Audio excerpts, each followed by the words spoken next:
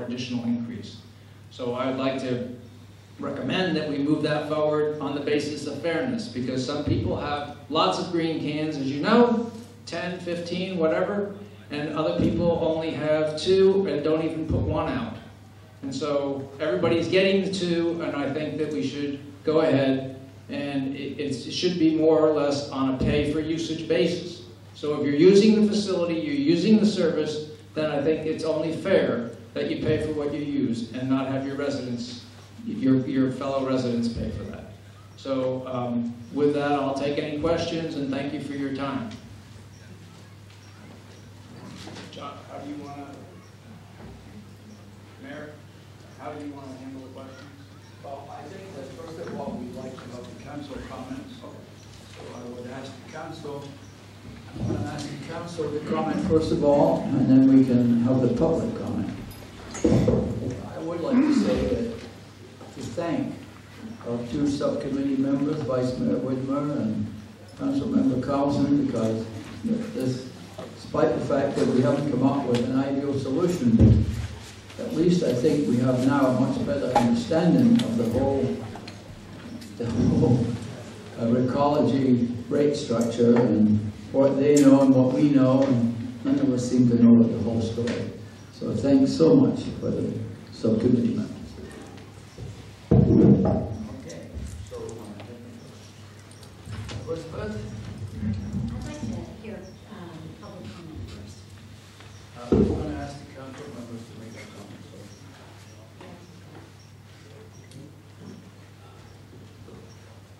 Jerry? Bill, nice job. Put a lot of time and effort in getting that together, and I commend you for all that time and effort, and it's been real interesting working with you. Bill mentioned that there are some areas that we still are exploring. I think I mentioned the last time that we had a slide that showed a 25% increase in costs from 2010 2011 for Atherton, 22% for Hillsborough, and on down 0.7% for North Fair Oaks. And we've had a lot of discussions about that. We still haven't gotten answers. We think we've identified maybe 15% of that 25%, but as Bill said, the 10% is still unknown. Last time a comment was made that maybe there was a change in the allocation method. Well, I want to sit down with the people who actually did the allocations and understand better as to just why are they skewing the cost increases to Hillsborough and to Atherton, and even that is not going to be a big amount. I think it's indicated maybe $250,000 might be picked up there. The other thing I will say is that I, for some time, have been advocating that there be an oversight board of elected people overseeing the South Bay Waste Management Authority. None of the citizens of San Mateo County, none of us, have any vote on the board members that are currently on the South Bay Waste Management Authority board. A lot of the cost increases that have been incurred because of capital projects and contracts and things like that were negotiated by the board, and each city had to adopt it, and oftentimes we didn't have it. I don't think as much information, and I voted no, I think, in about every case, to fully understand the magnitude of what was happening. We got to change that. And so despite, we have the short-term thing here tonight, dealing with rates, but there's some long-term issues that we've got to deal with as well.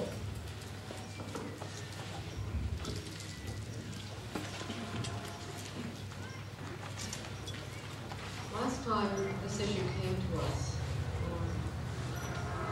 despite the fact that I felt that the rate increase made no sense to me, in view of the fact that we were totally out of whack with other jurisdictions and nothing really had changed, in what we were being provided as compared to what it was proposed we'd be provided when we were negotiating this contract.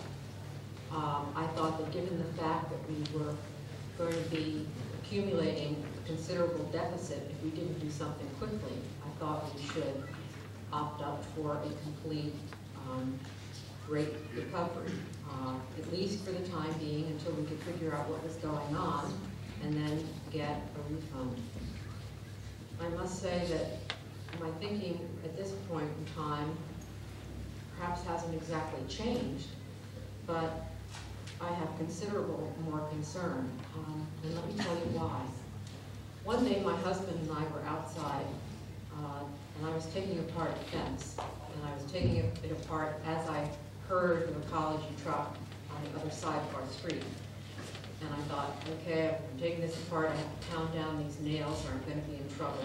And I was doing it as quickly as I could, and I got the whole fence down, which was a pretty big fence, one person, by the time they got to my house. So it was maybe 15, 20 minutes. And there aren't that many houses between where they were and where I was. And I'm not that good a contractor. I'm not a contractor at all. So it makes you wonder what on earth they were doing that it took them that long to get to my house. And then I saw what they were doing. He was doing it. Came to my block and came down one side of the street. The first house he went to, the arms came around the trash can, belted it a few times so that the stuff popped out all over the street, and still didn't get the claws around the recycling bin. And I watched it. My husband came by, and I said, look at this. This is incredible.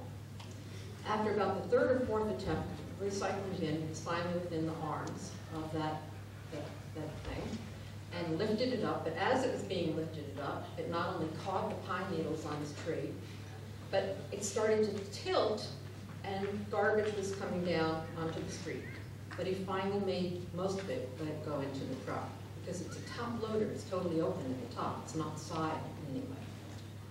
He did that with the rest of the cans, and then put each can down. And as he put each can down, it skidded here and there. One of them toppled over on its side, and did it with each of the cans having the same amount of difficulty with each can. And it took about 5 minutes, I'd say, for several cans. Okay, that didn't look good to me, but he went on to the next house. Finishing one side of the street, two houses, he backed all the way up down our cul-de-sac. Backed up, and it's a kind of a little winding cul-de-sac. Needed to back up because the arm was on the wrong side of the truck. Had to turn around and come back down the street again. Then came to my street, my cans. After about the fifth or sixth attempt trying to get the first can, my husband and I were so shocked that we were out there pushing the cans into the arm because we couldn't stand to watch what was going on. And we proceeded to do that with all the rest of the cans because it was unbearably difficult to watch what was happening. Not only was this arm having great difficulty trying to get these cans in, but it was hitting it with such force and in such places that we were sure this can was going to break any minute. And if it wasn't going to break now, it was going to break sometime soon. And we were going to have to buy a new one. And you're going to have to buy new ones pretty soon too. Mark my words. Then went down. But our street took probably 20 minutes. There were only 5 houses on our street. And some of them had almost no recycling, if any. 20 minutes. Had to go up and down our street 2 ways.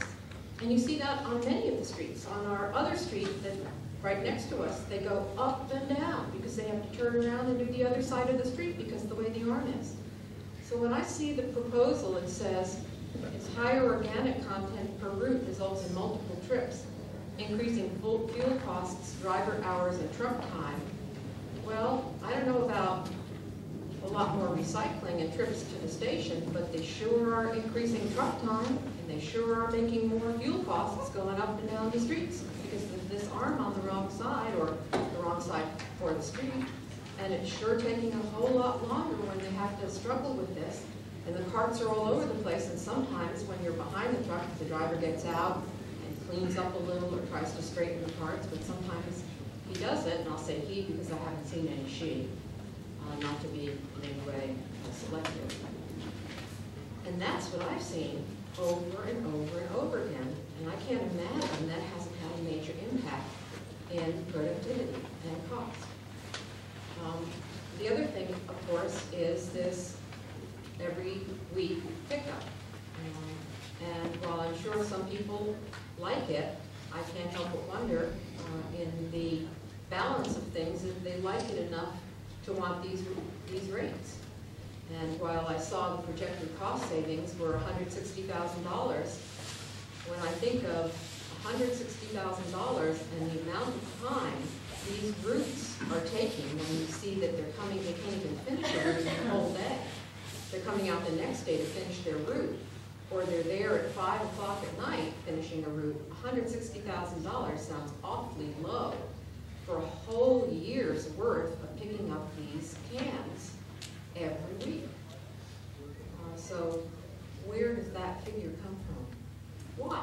Watch them pick up your cans and tell me where the efficiency is as compared to Allied. When they run from one side of the street to the other, just tip it in, goes up into the back of the garbage can, and you're done. Now I've heard that people say, or at least Recology says it's a whole lot more efficient. But I haven't seen it on my block, on the adjacent block, or when I've been near a Recology truck, I've watched and stopped. I haven't seen it at all. And I can't imagine it hasn't resulted in considerably greater fuel costs and not just the same price. So those are my concerns, and I really think that very soon we have to open up this contract and start really looking at what has driven our rates to be so very different from neighboring communities, because nothing has really changed. And I don't think this 50% so-called increase in green waste is the primary driver.